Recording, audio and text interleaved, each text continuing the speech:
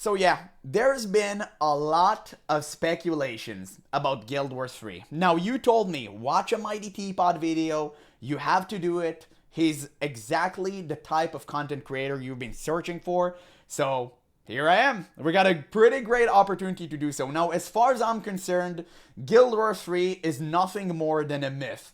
Now, let's see. Maybe I was wrong. Another day, another new MMO dies. New world, Ashes of Creation, Riot MMO back to the drawing board. Is there anything that can save us from playing the same games we've been playing for 10 years and not just be a temporary vacation before inevitably imploding? Well, actually, yeah, there is. It's Guild Wars 3.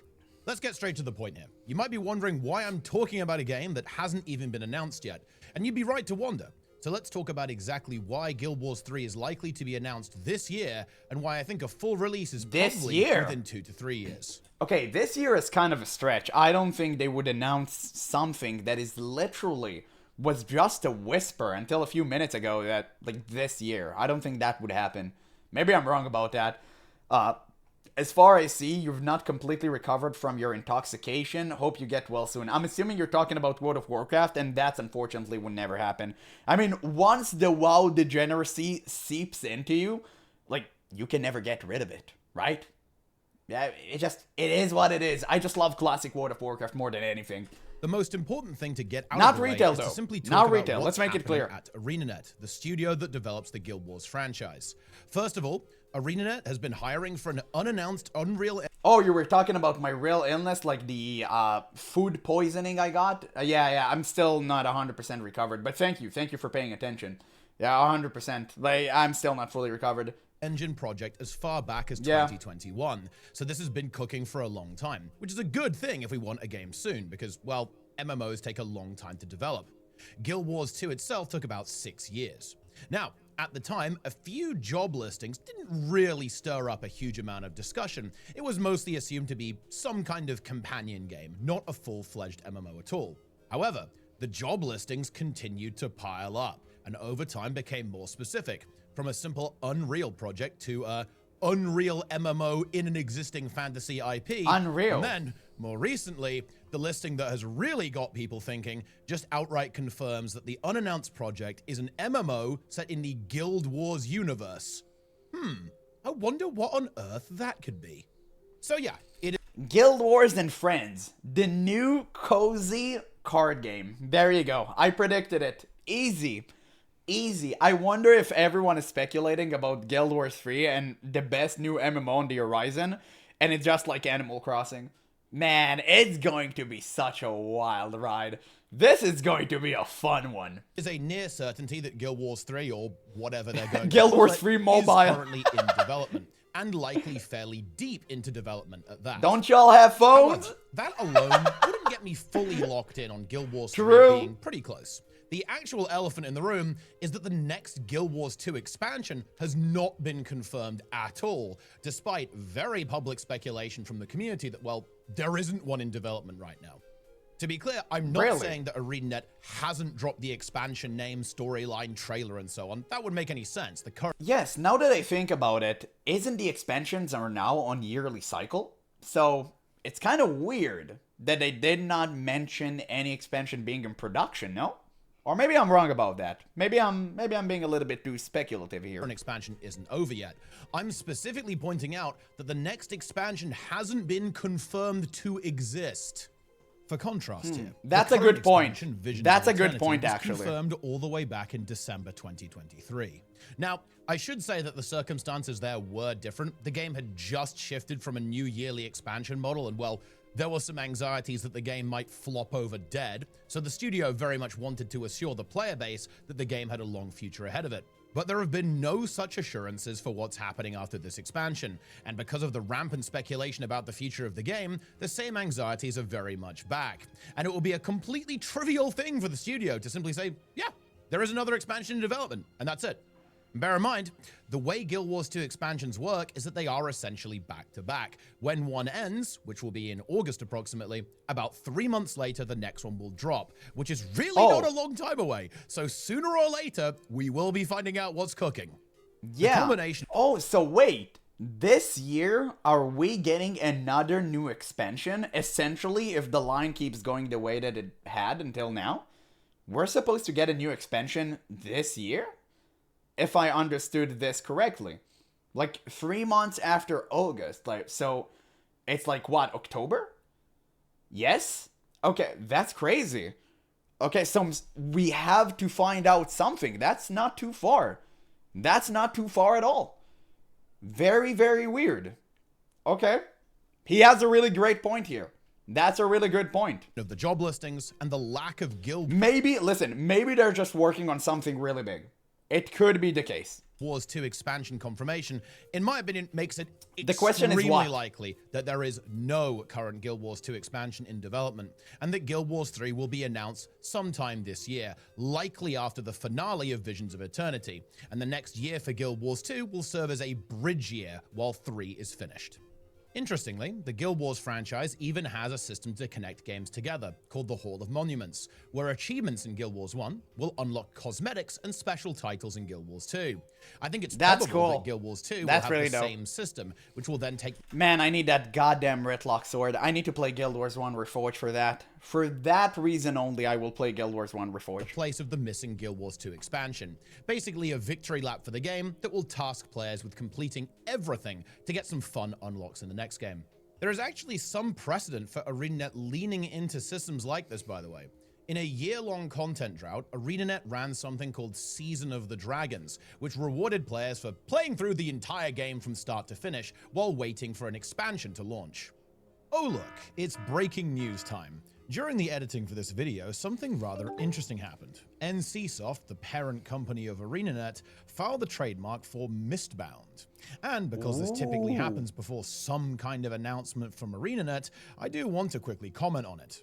I think it's fairly unlikely that Guild Wars 3 would have a subtitle, so I don't think that this is Guild Wars 3.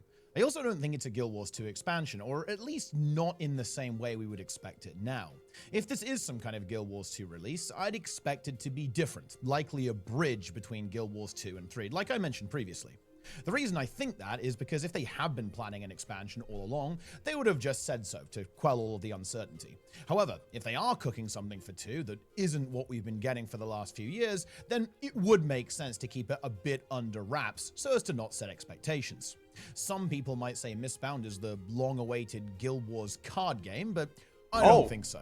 ArenaNet may have called the Guild Wars 1 relaunch Reforged, but I find it hard to believe that they'd name a card game Mistbound when Riftbound exists.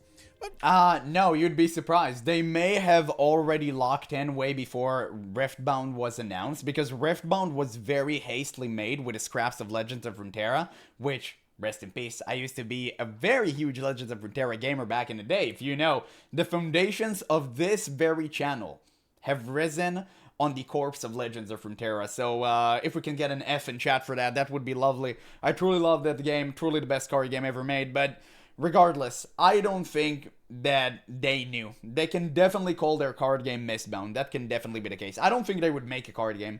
That would be very, very stupid. The card game market is already well saturated. I know because I played almost every card game under the sun. You really don't want to make another card game. It will flop, especially when you're actually going against huge titans like Magic the Gathering and Riftbound and Lorcana with Disney. Like, you really don't want to go against these titans. Nobody knows Guild Wars 2 other than MMO gamers, and even MMO gamers don't know Guild Wars. Like, you should never try and make that game. Like, never. You don't have that pool. You will literally be crushed under them. These are titans. You can go against these IP, like their IP. You can't. stranger things have happened, so who knows? Regardless, the Mistbound thing is a very interesting curveball, and quite an exciting one at that. It doesn't change my perspective really on the timeline for Guild Wars 3, if anything, it accelerates it. If Mistbound is some kind of connection between Guild Wars 2 and 3, then it's entirely possible that both may end up getting announced before Visions of Eternity is even over, because they can't announce a tie-in expansion without announcing the next game too.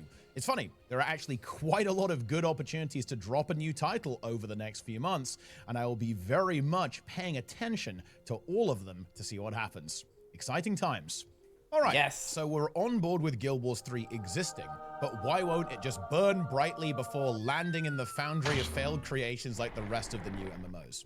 Well, I think the best way to answer that question is to look at why all of the recent failed MMO projects actually failed. Because they sucked balls.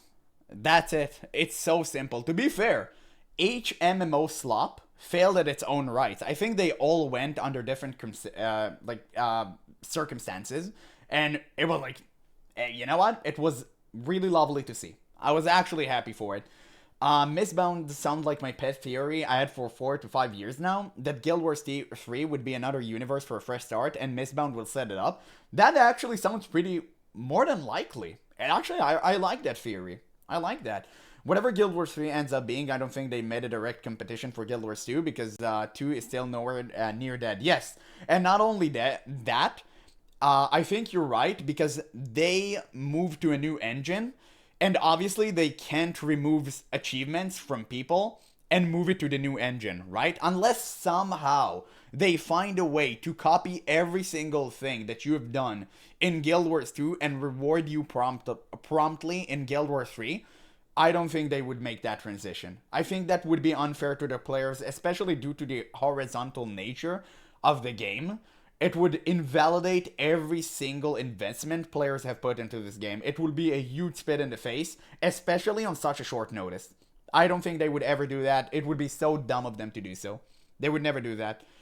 Guild Wars 1 and 2 were such different games that I think reasonable to speculate that Guild Wars 3 will be a different form. Yeah, also really valid. Maybe Guild Wars 3 will be vertical. You don't know that. That may just be the case. The question is, if Guild Wars 3 is going to be another MMO, how can we be sure that ArenaNet can actually hold the pressure of maintaining 2 MMOs? Maintaining one MMO is more than hell to do. It's literally such a harrowing task to pull off. Maintaining 2? I don't know. It sounds extremely difficult. Even Blizzard couldn't pull this off. And I mean, Blizzard in the good old days, obviously now Blizzard can't even maintain one, but you know, it just sounds very excruciating. I don't think, I'm really not sure how even they're gonna start to engage with that, to be honest with y'all. Yeah, 25 years of experience in MMO. Yeah, true. Whatever the hell they had. Guild Wars 2 Q2 2025 saw a significant dip to the game's lowest revenue since before Ender Dragons. Really? Oh, interesting. I mean, they also maintain Guild Wars 1 still. Well, yeah, there's a difference between maintaining and, expanding, right? When I say maintain, I mean, literally expand. People don't want to play the same expansion over and over again, right? You want a new, refreshing experience. And if they're going to make Guild Wars 3 vertical, it's even more so. So, it's just a matter if they can hold it. To be frank, there is one word to describe Ashes of Creation and New World: amateur.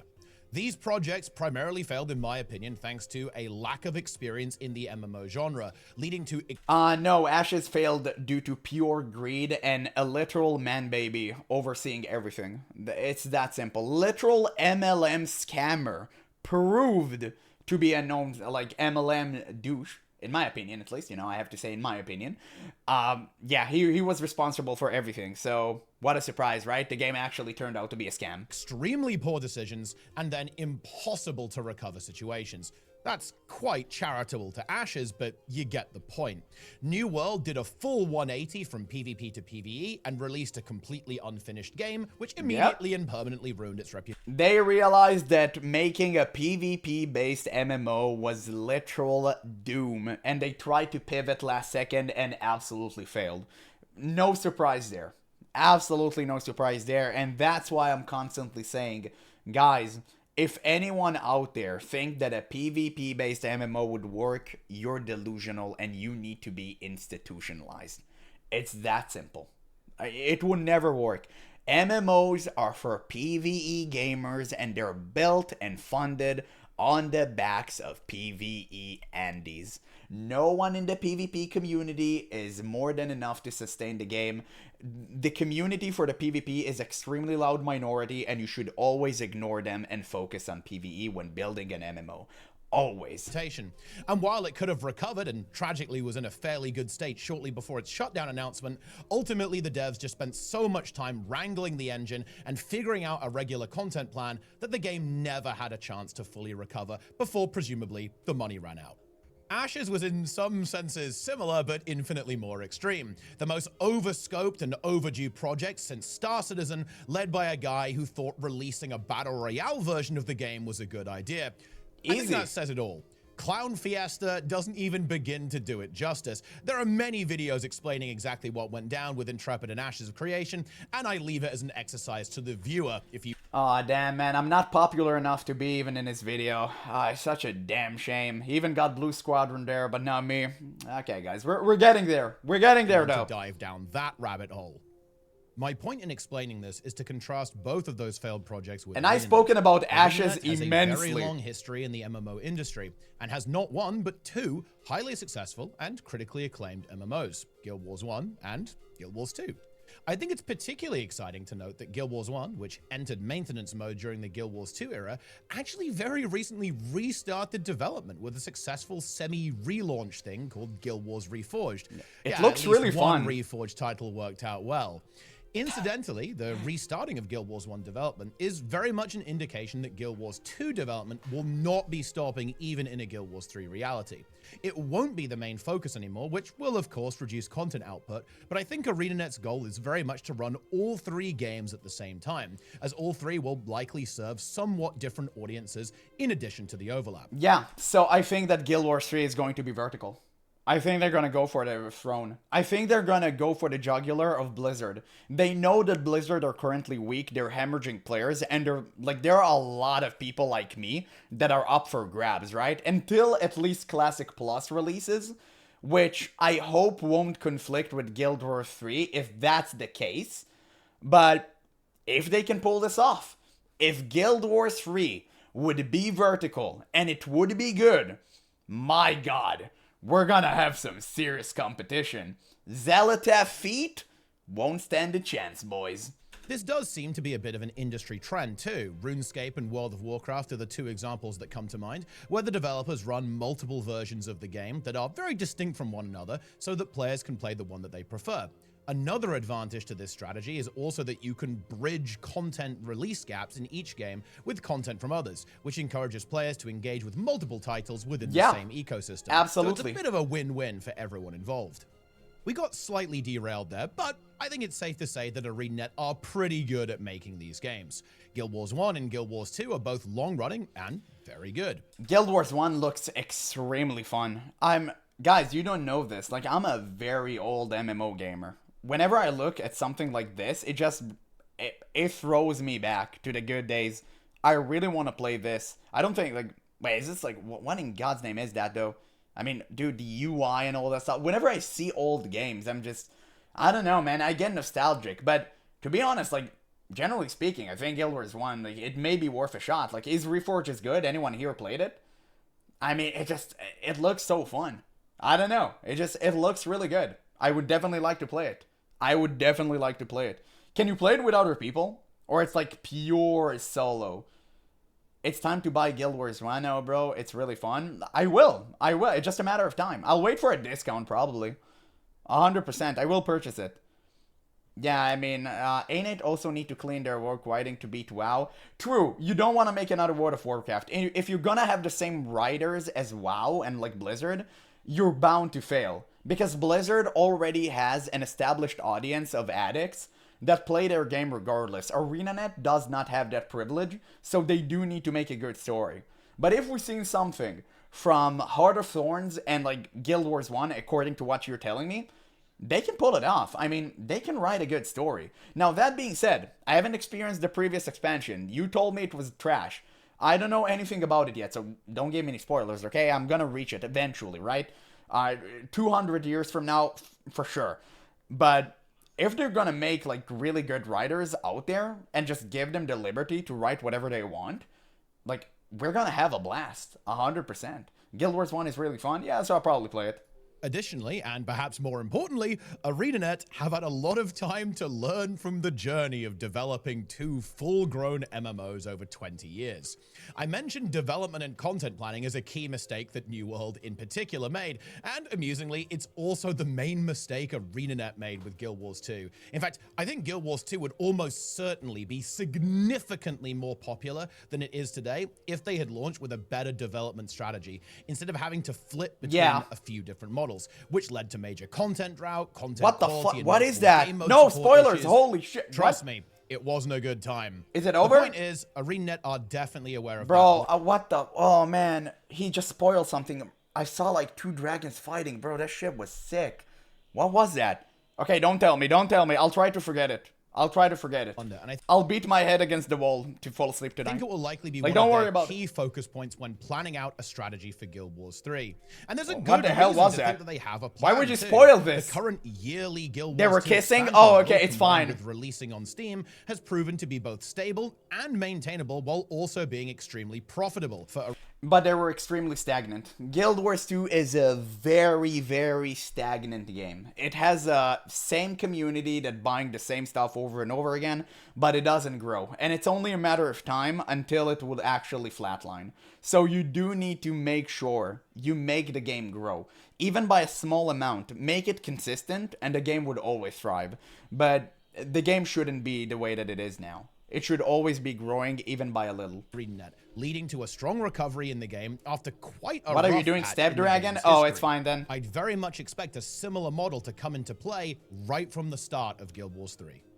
On top of this, because ArenaNet already have multiple live games generating revenue for the studio, they don't need to do a new world and release the game long before it's ready. They have the funding to continue to develop the game and make sure it's finished, even if they do want to switch things up a little bit.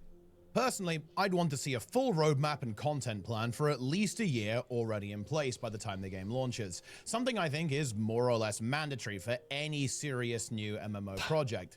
It's not enough just to make a splash. You have to convince players that your game isn't going anywhere and is therefore worth investing some time into, even over the games they're currently playing. Oh, wow. Yeah, truly. Blizzard set such a high bar. No way anyone would ever be able to pass it. True. But at the same time, I think ArenaNet would actually learn from the mistakes they made with Guild Wars 2, especially when you guys told me that their main team is working on the new project, right? Which is essentially like Guild Wars 3, what we're speculating. I think they would learn. I think they would learn. I think they would make a very solid roadmap for us to see. And maybe they'll reveal it pretty soon. I don't know. I don't know. Which is no mean feat. The current MMOs all have their audiences and they are very good at serving them.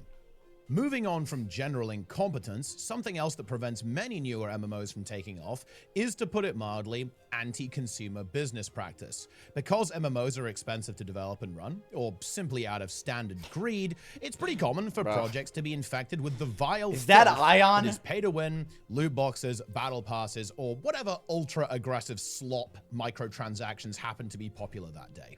This isn't necessarily a death sentence per se, but it is a death sentence. There's a reason why these MMO never has been successful in the West. It's very well accepted in like the Eastern market because they've been conditioned to think that it's literally okay to pay for convenience and pay to win.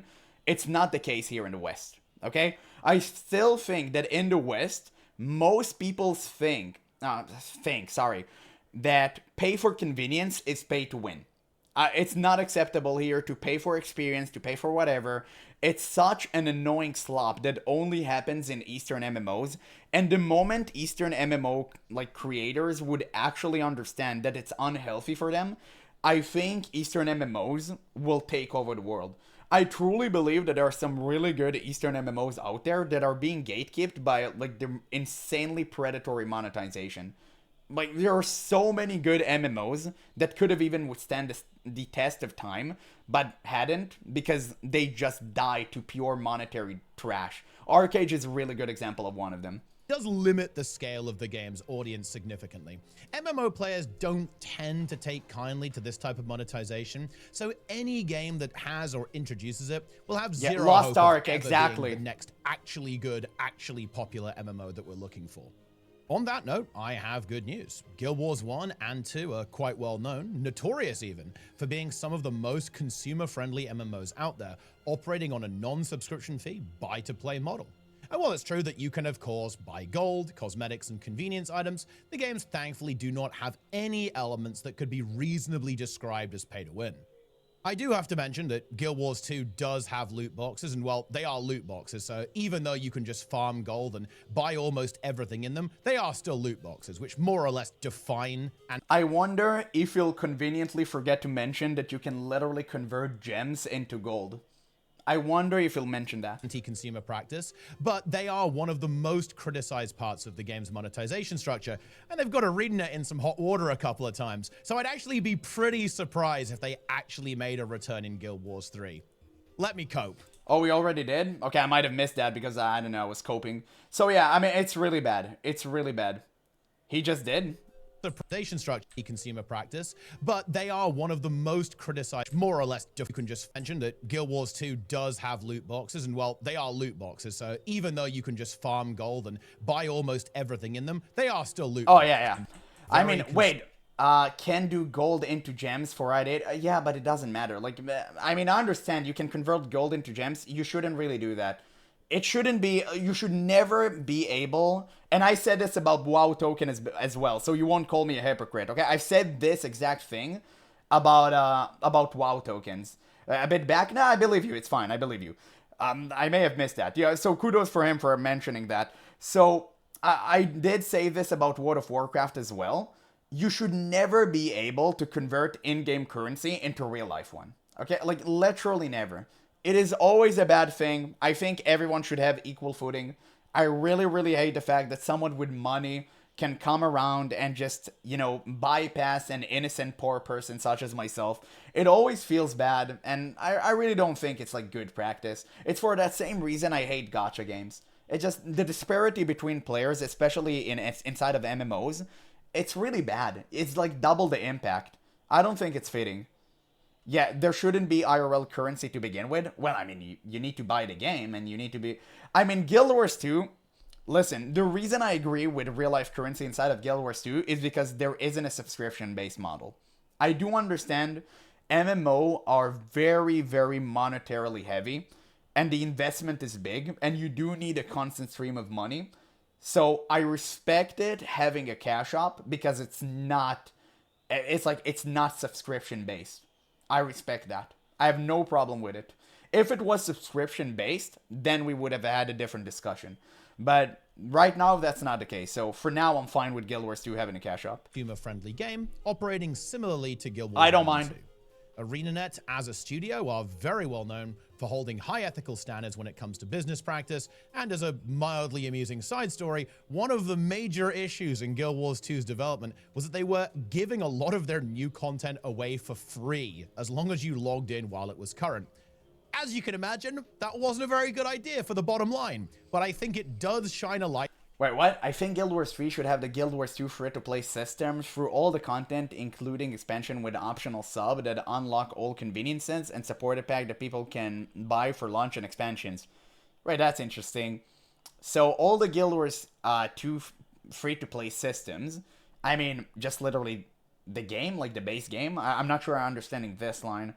All the content, including expansion with optional sub that unlock own conveniences. So you want people like to play the game for free? I mean, and like a sub fee would just be for convenience? No, I don't think that's good. I don't think that's good at all. I think Guild Wars 2 current model is really good.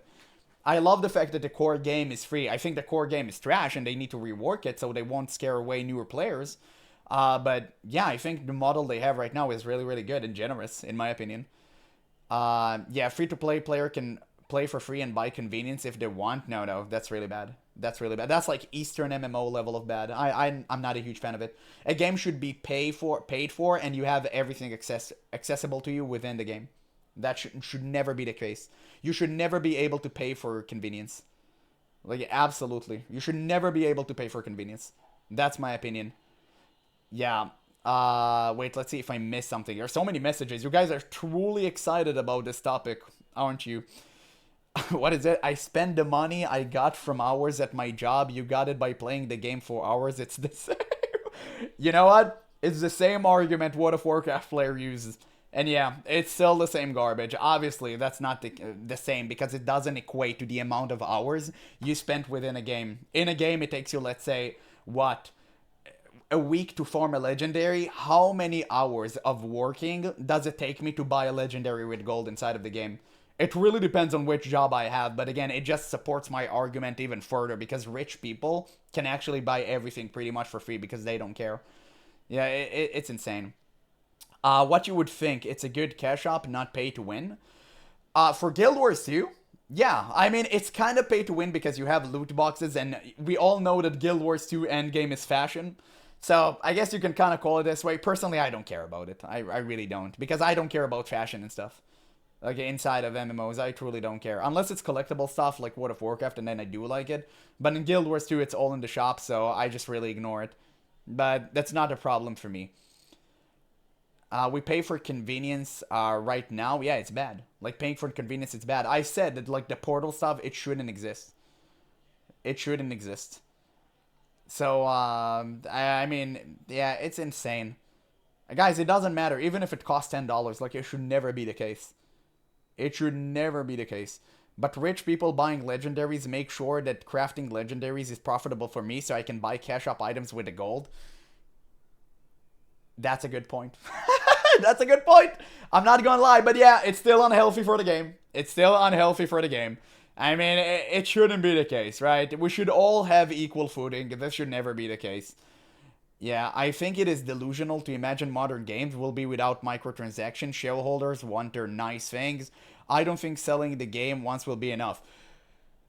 I understand what you're saying, Ezekiel, and unfortunately for me, you're actually more than likely true. I like to believe in a better world where MMOs are back to the old roots, where we all have equal footing. Maybe I'm delusional, maybe it's wishful thinking, but I would truly love to go back and have this experience. On how ArenaNet don't want to nickel and dime their player base, perhaps even too much for their own good. It's a little outside the scope of this video to talk about what I think Guild Wars 3 will be in detail, so to make sure I'm not talking forever, and that I've got more content for later, I'll be brief. Guild Wars 3 is likely going to be a full action combat horizontal progression MMO, releasing on console and PC with a heavy open world I don't think it would be horizontal. What's the point? You already have Guild Wars 2. You already done a very good job at creating a horizontal MMO. What's the point in making another one? Like, why would they ever leave Guild Wars 2 for this? Exploration focus. PvP I don't really care about graphics. To be a heavy focus because they tried that with Guild Wars 1 and 2, and it really didn't work out super hot. Put it like this, I'll be very happy if the game has any significant PvP features in it. The reason I think full action is for a few reasons. ArenaNet love making more action-style combat. You can see this as far back as Guild Wars 1 actually, which even then didn't have a global cooldown and was much more animation and cast time oriented than other games at the time. And this is massively increased in Guild Wars 2, which very much amped up the action, so I think it's a natural progression. Also, it's going to be multi-platform. Multiple job listings mention the unannounced project being multi-platform, meaning console is a near certainty. And well, yeah, action, combat, and consoles kind of go hand in hand. As long as... But is one of those platform mobile? Is that what we're talking about here? What do you mean by multi-platform? That's the interesting part. But by the way, I have absolutely no problem with making MMOs more accessible to our homies that are playing on like Xbox or PS or whatever. I truly do not care as long as it doesn't take away from the experience of like hardcore raiding, because I'm truly am a fan of raids. I really do enjoy raids, but if people can play Souls-like games on consoles, I don't think creating a difficult raid that is difficult for us and them is an issue. I truly don't. As long as you don't rely on add-ons, I think you're all good. If I get an interface that makes sense for PC and isn't entirely console first, I'm happy. The reason I think Guild Wars 3 will have an open world, exploration focus, and horizontal progression is because those are simply the ArenaNet trademarks at this point. It's how Guild Wars differentiates itself from other titles, and it's found great success in doing so. So there's an almost 0% chance they actually deviate from that formula too much. I think it's possible that progression is a little slower and more complex than in Guild Wars 2, because I do think a weakness of the game is that itemization isn't as interesting as it perhaps could be, but that remains to be seen. It's really bad, yeah. While we're on the topic of what is a Guild Wars 3, I want to briefly address the Unreal in the room. I think game engines tend to get a bad rep when horribly optimized or just plain badly made games ship publicly using them, leading to players thinking that the engine itself is inherently problematic. Unity is a very good example of this. And while it's true that every game engine likely has strengths, weaknesses, and a whole array of foibles and quirks, I don't think Unreal Engine will be an issue. Quick reminder that Valorant, Arc Raiders, Throne and Liberty, Marvel Rivals, and Omega award-winning Clair Obscur are all built in Unreal, and they all mostly work. Throne and Liberty, funnily enough, is a particularly apt example to bring up because, similar to Guild Wars 2, it features very high player counts and remains incredibly performant at the same time. There is also an idea that some engines make games all look the same, but that's very clearly not the case. You can just look at the list of games on the Unreal website. Developers can make the game look exactly how they want it to. At the end of the day, a game engine is simply a tool. If it's used well, the end result will be good. If it's not used well, the result will be uninspired slop. It's a sort of reverse survivorship bias. You'll only notice the engine being a problem when it's used badly. When everything is working well, you don't notice the engine at all. In conclusion, I'm very confident Guild Wars 3 is coming soon, and also that it will be a good game. To wrap things up, here's my predicted timeline for Guild Wars 3. August 2026, Guild Wars 2 Visions of Eternity is going to wrap up, and then very shortly after, Guild Wars 3 will be announced. Winter 2026 at some point, a Hall of Monument style game bridge will be added to Guild Wars 2 to link to Guild Wars 3. 2027, we're going to have, I think, a lot of details released about Guild Wars 3, probably some beta weekends. There was kind of a similar thing during Guild Wars 2's pre-release, so I think we'll see that again. And then, of course, the big prediction. I think it will be an early to mid 2028 release. It could be late 2027 if you really enjoy Copium, though. There are a lot more things that I want to talk about when it comes to speculating about Guild Wars 3, from the combat system to game modes to progression systems, and also what the future of Guild Wars 2 looks like. But that's future content. Topics for another time, but I'll do my best. You gotta milk it. You gotta milk them slowly. I understand, brother. Very good job. By the way, it seems to be the end of the video. Great video. First video I watched from Mighty Depot. I'm gonna leave a link in the description so you guys can watch it for yourself. Give them a like. I'm actually impressed. This was a very well thought video, and again, I doubled the amount of time because I had a little bit of a discussion with you guys, but it was interesting. It was definitely interesting. I think we have a lot coming our way in terms of Guild Wars news very, very soon.